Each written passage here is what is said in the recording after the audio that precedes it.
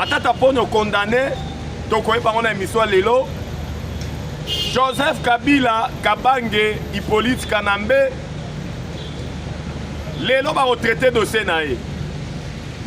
Kotala Lolenge Kani, Barolongola ba immunité naï. Mais hier, Joseph Kabila a tweeté. Tokotan a tweet. Na ye awawa. Alobi nini. Abeli ou bien Salinini. Tokoye Bango Lelo, na émission Lelo. Il n'y a jamais eu le développement là où il y a la guerre. Qu'est-ce qui se passe dans le nord, dans le sud Kivu? Les Ouazalènes ont tout fait, tout flamme. Dieu congolais. Et ça, bon, on va sujet au Tokoloba, dans l'émission de Bisson Moukola Lelo. Sans plus tarder, c'est votre humble serviteur, à combat Jonas Ngandou, surnommé Charles Onana. Bambote, Bakongomane des pères et des mères, partout où vous allez Kolanda Bisson à Mokili, Tolobara pour l'amour du Congo, Tokanga Monokote. Car le Congo, c'est notre dénominateur commun. C'est le pays de nos aïeux. Yango il faut tolo bapo na mboka na biso. Sans plus tarder, boyebi ete Matata Ponyo auti kozala cour constitutionnelle depuis hier et randa ki verdict na yango. Verdict on elobi nini ke Matata Ponyo azali condamné 10 ans de prison, 5 ans qu'on n'a jamais repostulé. Arrestation dans l'immédiat. Mais Tolobaka, justice c'est ça la moussala na yango. Mais justice c'est ça la moussala na yango.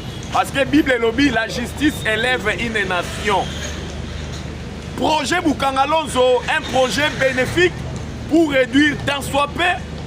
On a ko matissa tant soit peu. Nini économie congolaise. Oui, que Congo ezali véritable scandale géologique.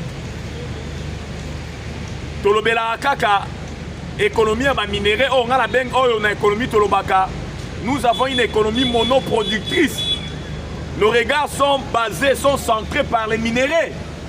Alors que on nous parle aujourd'hui de la diversification de l'économie. Quand on parle de la diversification de l'économie, secteur agricole, les vecteurs, il y a croissance, il y a développement, il y a mboka. Oh, mon solo bima et belé na projet Bukangalonzo. Congo, on a 80 millions d'hectares de terres arables, 4 millions d'hectares de terres irrigables, 700 000 tonnes, il y a densité halieutique. Là, on voit les poissons.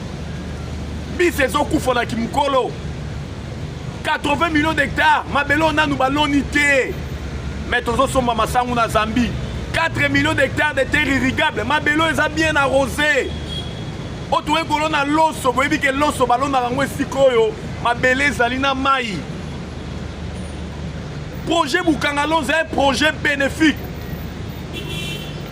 279 millions de dollars déboursés. Tant Matata Ponyo Zalara, Premier ministre. Aboya Kabatiela est ministre des Finances. Aluka Kabatiela est ministre délégué à Finances près de la primature. Pour Azala na même mise. Dans le Lenge Kani, ministère des Finances, c'est Zaliko Tambola. J'ai dit bien. 279 millions déboursés. Tangouana. Dans le pouvoir, il y a Hippolyte Kanambe, dit Joseph Kabila. Tant Matata Ponyo Zalara, Premier ministre. Mais à Koka Mwezali était.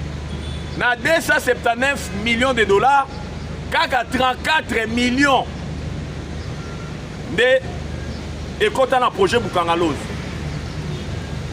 Alors que la vision du projet Bukangalose est là qui peut qui tient ça Congo central, même Bandundu. Basomba Masangu na primoko ya Mangondo, ekolo Masangu. Basomba ya fufu na prima ngondo. Ngala zo benga ngo eza détournement ya monene wapi que depuis que le Congo est Congo. Oyo batu bazui batie na mabenga na bango. Plus de 200 millions détournés. Azagi ga Matata Ponyo yemorote na ba Deogracias Mutombo. Ancien gouverneur ya nini ya Banque centrale. na société sud-africaine oyo ezalaki faki esala misala wana bakabola mosolo wana ezali pasi mpe mawa yango justice congolaise etali meno et il faut tolandela dossier wana boyebi ke baimmunité ya Matata Ponyo ezalaki déjà estirpé ntango Matata azalaka sénateur procès ezalaki déjà en cours mais tomonaki mbilinga oyo lwaka ningi King Vital Kamerhe alingaki a créé crise moko interinstitutionnelle crise moko ya bainstitution entre le pouvoir législatif oyo eza na mpona kolégiférer et puis le pouvoir judiciaire oyo ezali kokambama epai ya Papa Dieudonné Kamuleta mais Papa Dieudonné Kamuleta na koyeba droit ndenge ayebi a poursuivaki toujours instruction parce que vous vous souviendrez que Matata Ponyo lors ya instruction ya dossier ayaki arépondaki présent mais akokamo ezalaki ke ntango baprogramme lisusu jour mosusu ya procès Vital Kamerhe parle koloba ete te kokende te kolongola nanu immunité na ye mais immunité basi balongola deya lokola sénateur et puis bacongolais de père de mai faut toyebaka ke quand on parle des immunités immunité ekangami na fonction ekangamaka na fonction oui sénateur oui député ekangami na mutu te ekangami na personne ya Matata te ebalanaka nde na fonction oyo ezalaki maloba ya Dieudonné Kamuleta lobi koexplike koéclaircir bato lolenge kani makambo esalemaka yango tomoni boni lobi Matata Ponyo condamné na 10 ans de prison na ba travaux forcés tout na kati wana 5 ans postulé te toyebi ke akoluka asala appel bon ba procédure ya cour constitutionnelle tokolobango mingi te mpo toyebi te lolenge nini na kosalela appel ekoleka ndenge nini mais oyo toyebi ke ifo asala appel yango tomoni lolenge kani depuis hier na bacorrespondant na biso oyo bazali partout précisément oyo bazali na Maniema na province natale ya Matata Ponyo babengaki biso mwa mbilinga lobe ezalaki na butu agitation bamanipulaki population bokangi Matata mpona nini bokondane ye tosengi na bacongolais de père et de mère to evitaka kozala manipulé mutu alie mosolo au détriment ya bakongomani abimisi mwa billet vert bozwi 5 000 10 000 pour bosala mwa mouvement moyo olakisa koexprimer votre ras-le-bol eza biloko ifo totelemela eza biloko ifo ezala révoli Matata a volé à Bukangalonzo pour aller construire l'université Mapod eza ngai te mutu na loba Jean-Marie Katsamba Matata aibi na Bukangalonzo pour akende kotonga université Mapod c'est Jean-Marie Katsamba DG à Télé 50 yango tomoni lolenge kani Jisi c'est sali musala na yango Matata condamné tosengi na bana Maniema bokeba na manipulation bototika justice esala musala na yango ya pasi ezali kozongisa mboko esima ezali ete ntango Bukavu na Goma ekweyaki tomonaki jamais baressortissant nous les ressortissants de ezalaki te mpona kosala même déclaration na occupation ya Bukavu na Goma par une force étrangère oyo tobengi l'armée rwandaise mais soki ekomi mpona baindividu ya baressortissant ya province wana nous les ressortissants de eza biloko oyo ifo tobanir yango eza biloko oyo ezali kozongisa Congo nsima eza biloko oyo bato basalaka biloko wana nga namonaka yango bazalaka na nini na C majuscule et C minuscule bakongomani oyo ya caniveau oyo bazalaka manipulable likolo ya 10 000 francs 5 000 francs. Le Congo c'est le pays de nos aïeux, il faut to protéger mboka na biso to sala ete détournement na mboka oyo il faut si là parce que zongisi mboka sima tangu mutu azali ko détourner ba millions boye ba valeur na peut-être été bapesa oka 1 million de dollars. Balobi soit 1 million de dollars. J'ai dit bien 1 million à Pamba. Balobi liaka par jour 50 dollars. Avec 1 million de dollars, on a l'axabino, bambong wala ndenge zala kebele, okolia panda, okolia plus de 50 ans. On a la calculé ça bête machine. 1 million de dollars soki ba peso, balobi par jour liaka 50 dollars. Okolia pendant plus de 50 ans. Na baage to komi nango. Et 50 ans c'est sous na durée de vie, il y a plus de 50 ans. Nage na zango. Wane kwe marambo ankolo, wane kwe marambo nzambe. Boyebi lo lenge kani biso ba kongomani to fifaka. Kolia 50 dollars par jour. Wana se koza ministre. Koza mandataire. Boyebi ke biso au tika ananda kulem suboye soko tiki ebele ezala nango ba 10 dollars. C'est ça la vérité. Bato ba 25 000 baza par jour, o ba tiki la ba madame, bato ba 20 000 baza, bato ba 15 000 baza, bato ba 10 000 pe baza. Somba pondu boaka Thompson ebele ba na balia donc basumba esili. Donc il faut toyeba kama importance ya mosolo yo bato bazali koyiba.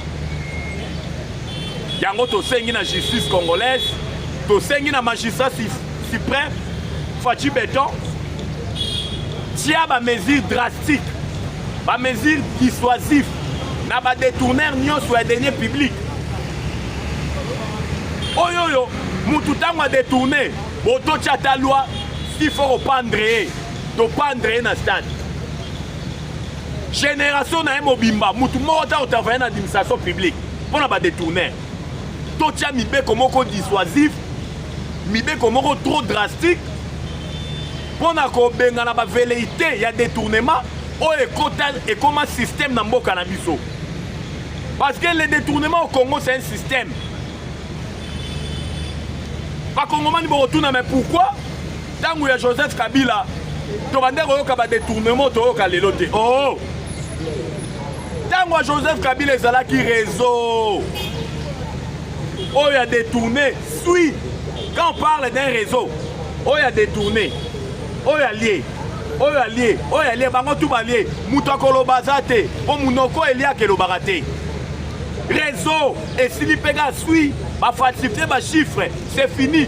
Bah, ça dit qu'à renverse, il y avait critique comptable. C'est fini. Mais sous Fachi Beton, l'ici du Coloa Lissou.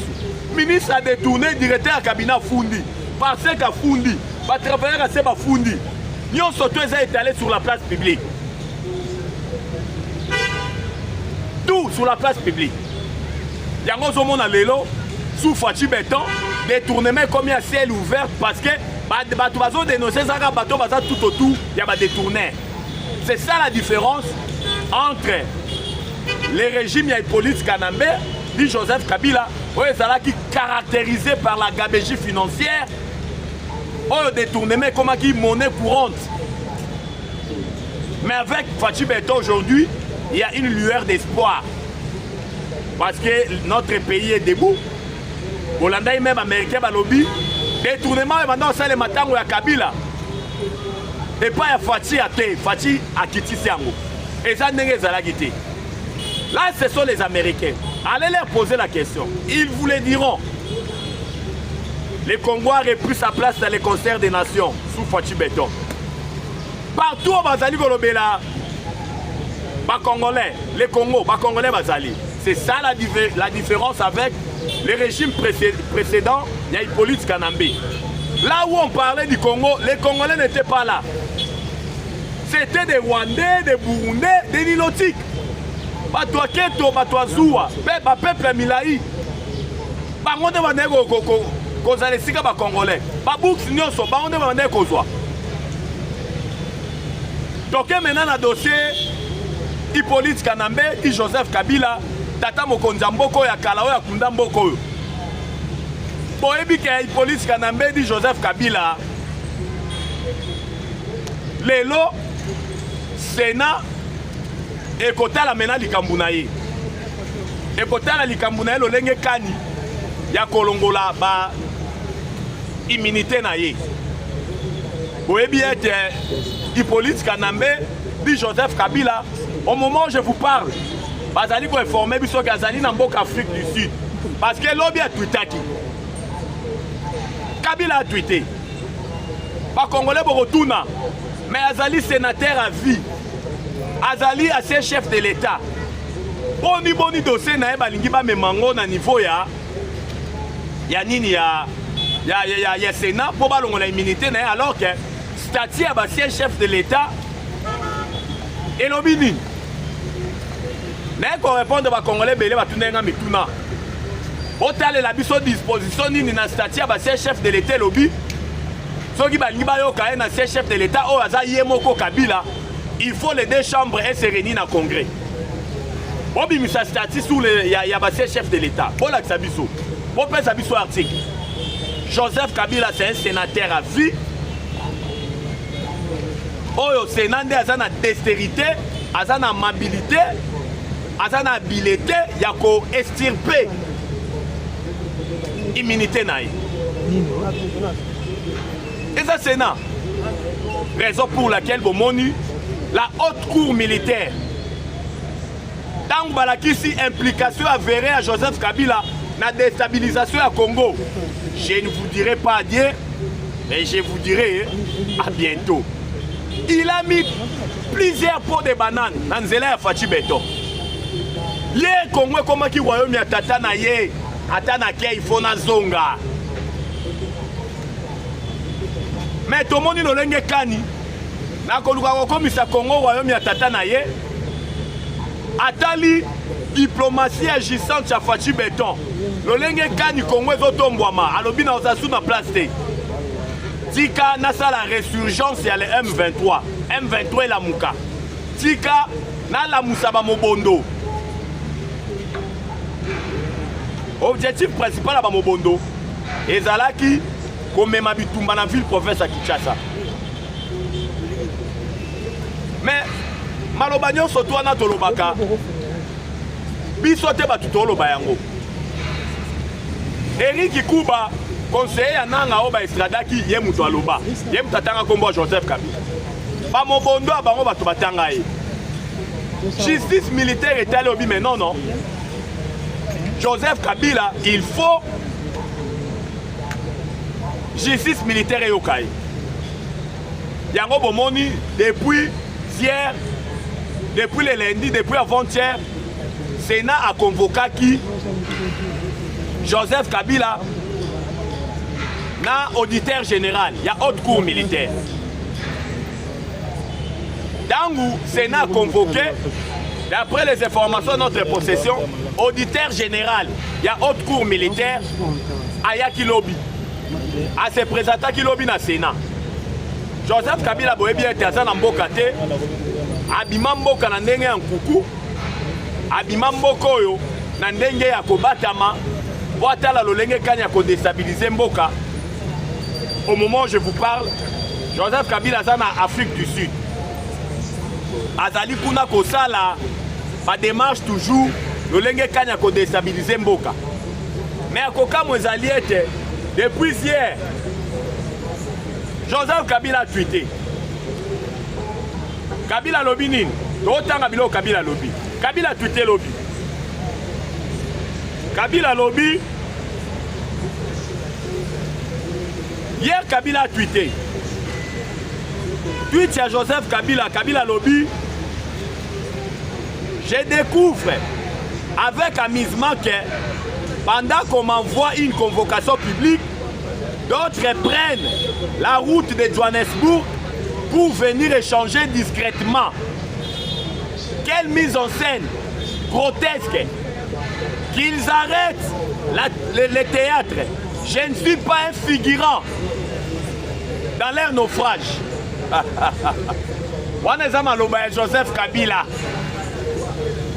Joseph Kabila Kabange. Alobi, pendant que Sénat a bénéficié d'une manière publique. Et ça, le bateau, comment on a eu, discrètement. Pour na kimia. Alobi, botika ba aventure bozali kosala. Ngai nazali figurante na naufrage na bino bolingi bozinda. Alobi masuwa ya Fachi Beton linge zinda. Azana e figurante. Botika ba aventure bozali kosala. wana eza bongo tweet ya Joseph Kabila oyo totangeli bino atutaki hier. Mais si vous regardez l'esprit et la lettre, il y a tweet sur Natangeli Bino. On comprend que le monsieur, il est trop craintif. A comme Kobanga. Lisez l'esprit et la lettre, il y a tweet sur Natangeli. Parce que tout le le poto entre l'esprit et la lettre, c'est l'esprit qui prévaut, pas la lettre. La paix a changé de côté. Dieu est congolais. Au moins, on a battu sa discussion. Yo gasinga na obanga yo. Yo gasi yo ko betanga. Les langage à faible. Même spirituellement, so betami déjà. Un homme. Non, y'a to bunda. Y'a to salapou. Mais toko tali Joseph Kabila nenga zolela. Bino ko gasinga na sa figurant. Masua na bino linge zinda. Bino ko gasinga na oya ko zinda. Langage à faible. Cela montre à suffisance que ce monsieur est en train de péter les plombs. Il est aux abois. C'est fini. Tous les projets machiavéliques, tous les agendas cachés, les Lonzamba est allé sur la place publique. Les Lonzamba a révélé en haut. Parce que la Bible et le Baka, tout ce qui est révélé est condamné. On a bâti ici un île sans effet. Bah aussi du sango. Tobandine Kobanda. Là, il y a des photos en méchant. Première mandature à Fachi, Bitumba M23. Bitumba n'a un FCC cash. Bitumba M23. Bitumba M23, mais il sorti dans la deuxième mandature. Nazali ko soutenir Malobaya, ministre honoraire Rubota. Oh, l'obiette. Fachi a travaillé vraiment bien pour coalition FCC. Deuxième blocage. M23, si la deuxième mandature, 7e année, il faut revoir la constitution. La Congolais de père et de mère. Cette constitution, elle est devenue archaïque, elle est devenue obsolète, elle ne répond plus aux réalités actuelles. C'était une constitution qui a été promulguée en 2006. Il y a de cela 18 ans, nous sommes en 2025. Est-ce qu'ils ont pas la réalité actuelle? Nous voulons une constitution bio-congolaise rédigée en République démocratique du Congo en 4 langues nationales en mentionnant la superficie de notre pays qui est de 2 345 410 km². La constitution actuelle, nulle part, on a mentionné la superficie de notre pays. Quand nous disons que cette constitution, c'était une constitution élaborée par d'abord les belligérants en Belgique. Pour un intérêt multinationaux, il y a un impérialiste. La constitution, c'est une âme pour un État. Boeboloni babengi âme, molimo. Moutagoyo doit la constitution na bino tcheboy. Abandi otanga ba disposition constitutionnelle. Azo saka. Et vous avez un impact.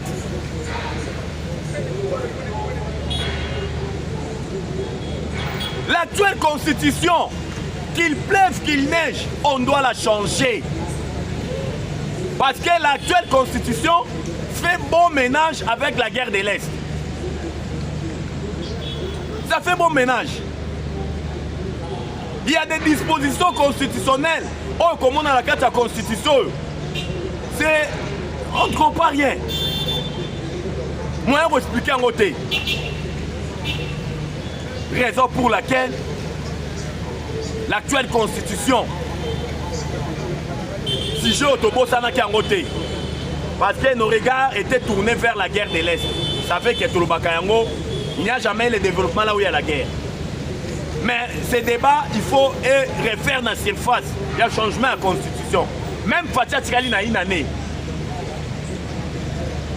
Il faut tout le changement à la constitution. Parce que, vous voyez que ma belle ma casse dans la constitution, une constitution,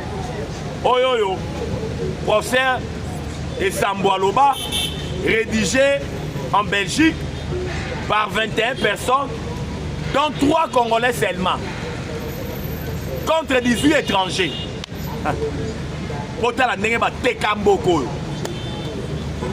Ce pays a été enterré, Fachi est en train de déterrer notre pays. Là où il va enterrer Kiango. Les gens ne comprennent pas le travail que Fachi est en train d'abattre. Fachi a si déboulonné l'empire des mensonges cousu par les sanguinaires Paul Kagame pendant 30 ans, caractérisé par l'omerta de la communauté internationale. Les Congolais étaient tués comme des cobayes, plus de 10 millions de morts, plus de 500 000 femmes violées, plus de 10 000 hectares dévastés. Lisez Holocauste au Congo de l'écrivain politologue camerounais au nom de Charles Onana. Vous comprendrez tout ça. Mais faut-il si déboulonner l'empire de tout Iland, de tout Power, de tout gouverne de l'Afrique centrale. Mais faut-il y a déboulonner en haut. Ils sont sengotés par les Congolais de père et de mère. Ils sont sengotés. Raison pour laquelle Tolobaka Fachi n'a pas un mandat, mais Fachi a une mission pour ce pays que Dieu lui a confiée. Car la Bible nous dit, toute autorité vient de Dieu. Donc il y a un troisième sujet, dernier sujet. Tolobaka, il n'y a jamais eu le développement là où il y a la guerre. Non, Sud Kivu, comme vous le savez, l'insécurité prévaut. Parce qu'il y a une armée étrangère qui est là en train de tuer les Congolais. On ne comprend plus rien. La vie d'un Congolais ne vaut-elle pas une vie d'un Ukrainien ou bien d'une Ukrainienne? Pourquoi la politique de deux poids deux mesures? La résolution 2773, quand bien même il y a eu des pourparlers de Doha, quand bien même il y a eu des signatures de principes aux États-Unis d'Amérique, mais la résolution, l'applicabilité de la résolution 2773, la communauté internationale, pourquoi il est là? L'armée rwandaise est bimaté. Yango tika biso tolobake. Ba Ukrainiens bozo côté la bango, bozo armée bango, bo pesa bango mosolo. Ba Congolais ba koufi belé. Vous savez qu'après la deuxième guerre mondiale, na Congo nde bato ba koufi mi. Les seuls pays après la deuxième guerre mondiale, oh bato ba koufi mingi, plus de 10 millions de morts, c'est au Congo. Yango tu veux interpeller la communauté internationale. Doha, États-Unis, mais applicabilité. Une résolution pondue. Oyoyo, organe suprême à Mokili. Et pondre. Mais ils ont souffrir d'applicabilité. Non, c'est anormal.